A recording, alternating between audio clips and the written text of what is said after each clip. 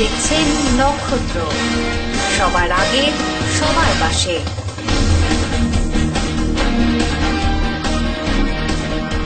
ফিরে এলাম বিরতির পর। চিলের হানাদারিতে দুর্বিষহ এক কলেজ পড়ুয়ার দৈনন্দিন জীবন। গত 25 দিন ধরে একটি চিল মৃত্যুর মতো তাকে তাড়া করে বেড়াচ্ছে। পরিস্থিতি এতটাই মারাত্মক যে চিলটির হামলা থেকে নিস্তার পেতে ওই ছাত্রকে হেলমেট পরে থাকতে হচ্ছে। ওই পড়ুয়ার অভিভাবকদের ধারণা শিকারী চিলটি খুন করার চেষ্টা করছে ওই ছেলেটিকে। না, এটা কোনো রূপকথার গল্প নয়, বাস্তব ঘটনাটি ঘটেছে আলিপুরদুয়ার শহরের শোভাগঞ্জে। ওই পড়ুয়ার নাম সুমন লোধরায়। সে আলিপুরদুয়ার কলেজে দ্বিতীয় বর্ষের ছাত্র। তবে এই চিল কাহিনীর নেপথ্যে মূল রহস্যটা কি তা নিয়ে হাজারো প্রশ্ন উকি মারছে। কোনো প্রতিহিংসার কারণেই মানুষ ও পাখির মধ্যে এই সংঘাত নাকি অজানা কোনো রহস্য? গ্রামের অনেকেই বিষয়টিকে পূর্বজন্মের অর্ধ মীমাংসিত কোনো ঘটনার জের বলেই মনে করছে। কারো মতে বিষয়টি অলৌকিক। আমাদের বাড়িতে একটা সামনে ওই দিকে একটা নাইকেল গাছ আছে, ওখানে একটা চিল আসে। তো চিল আসে আমাকে সকাল বিকেলে যখন খুশি আছে অ্যাটাক করতেছে, যেভাবে খুশি।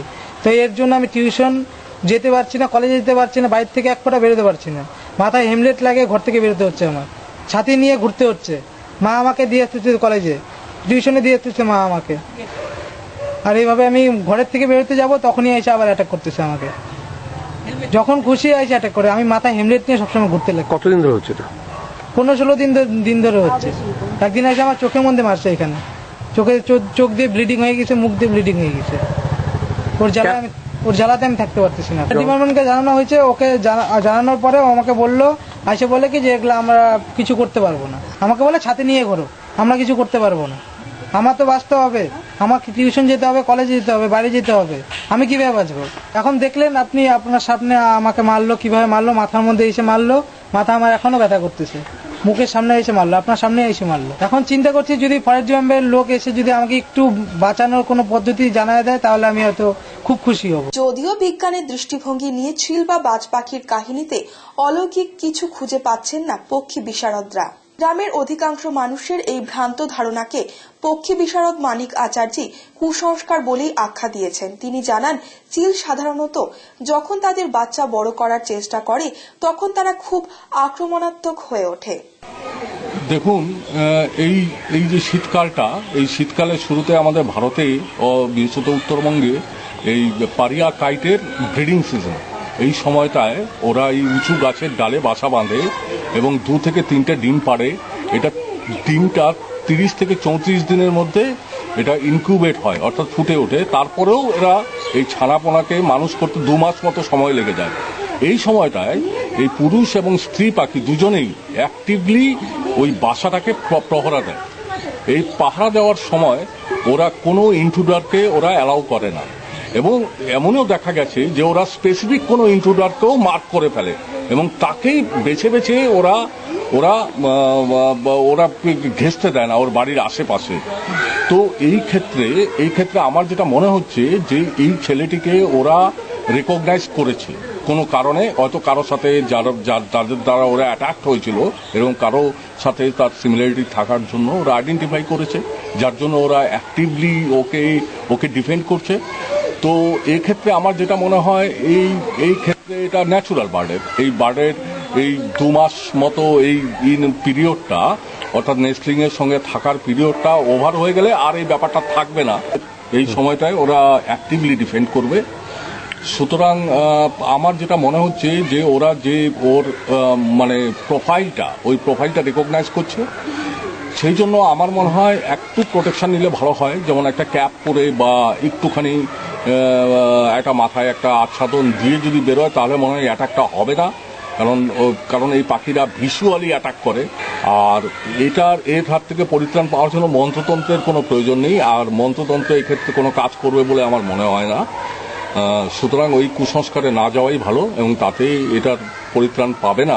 আলটিমেটলি কিছু হবে না, কুসংস্কারটা আরো ছড়াবে, আর কবিরাজদের লাভ হবে, অর্থনৈতিক লাভ হবে, সামাজিক প্রতিপত্তি বৃদ্ধি পাবে।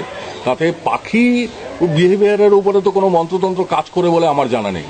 Doctor Manik Acharya, head of the department, Kalimpong college, zoology department. এই চিল আক্রমণে যদি পরিবারের লোকেরা কোনো ওঝা বৈদ্যের শরণাপন্ন হয় তাহলে কোনো লাভ হবে না, শুধুই ওঝার লাভ হবে। এদিকে চিলটি তার নখ ও ধারালো ঠোঁট দিয়ে সুমনের মাথা ও কপালের মাংস খুবলে নেওয়ার চেষ্টা করেছে। বাজের তীক্ষ্ণ দৃষ্টির শক্তি এড়িয়ে কোনোভাবেই খোলা আকাশের নিচে স্বাভাবিক জীবনযাপন করতে পারছেন না সুমন। বন্ধ হয়েছে কলেজ যাওয়া, বাজারে গেলেও হাজার মানুষের মাঝখান থেকে তাকে খুঁজে ছো মারছে চিলটি। ছেলেকে নিয়ে রাতের ঘুম উড়ে গেছে লোধ পরিবারের।